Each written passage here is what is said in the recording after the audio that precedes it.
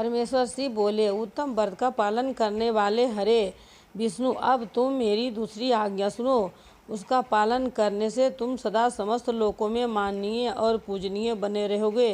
ब्रह्मा जी के द्वारा रचे गए लोकों में जब कोई दुख या संकट उत्पन्न हो, तब तुम उन संपूर्ण दुखों का नाश करने के लिए सदा तत्पर रहना। तुम्हारे संपूर्ण दुस्सह कार्यों में मैं तुम्हारी सहायता करूँगा।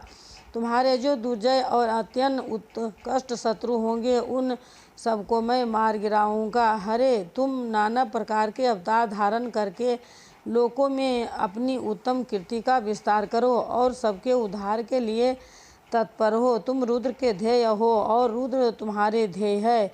तुम में और रुद्र में कुछ भी अंतर नहीं है। जो मनुष्य रुद्र का भक्त होकर तुम्हारी निंदा करेगा, उसका सारा पुण्य तत्काल भस्म हो जाएगा। पुरुषोत्तम विष्णु, तुमसे देश रखने के कारण मेरी आज्ञा से उसको नरक में गिरना पड़ेगा।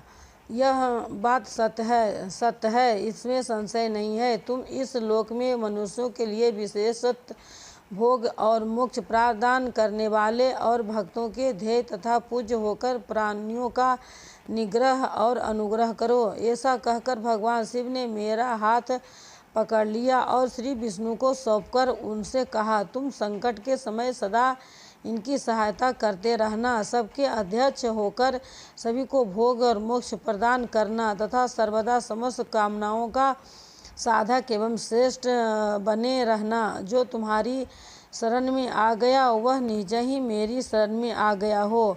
जो मुझ में और तुमसे अंतर समझता है वह अवश्य नरक में गिरता है। ब्रह्मा जी कहते हैं, देवर्ष भगवान शिव का यह भजन सुनकर मेरे साथ भगवान विष्णु ने सबको बस में करने वाले विश्वनाथ को प्रणाम करके मंद्रा में कहा। श्री विष्णु बोले, करुणा सिंधु जगन्नाथ शंकर, मेरी यह बात सुनिए। मैं आपकी आज्ञा के अधीन रहकर यह सब कुछ करूँगा। स्वामी, जो मेरा भक्त होकर आपकी निंदा करे उसे आप नीचे ही नरकवास प्रदान करे। नाथ, जो आपका भक्त है वह मुझे अत्यंत प्रिय है। जो ऐसा जानता है उसके लिए मोक्ष दुर्लभ नहीं है। श्री हरि का यह कथन सुनकर दुखहारी हर ने उनकी बात का अनुमोदन किया और नाना प्रकार के धर्मों का उपदेश देकर हम दोनों के हित की इच्छा से हमें अनेक प्रकार के वर दिए। इसके बाद भक्त वत्सल भगवान शंभु कृपा पूर्वक हमारी ओर देखकर हम दोनों के देखते देखते सहस वहीं अंतर्ध्यान हो गए। तभी से इन लोकों में लिंग पूजा का विधान चालू हुआ है। लिंग में प्रतिनिष्ठित भगवान शिव भोग और मोक्ष देने वाले हैं।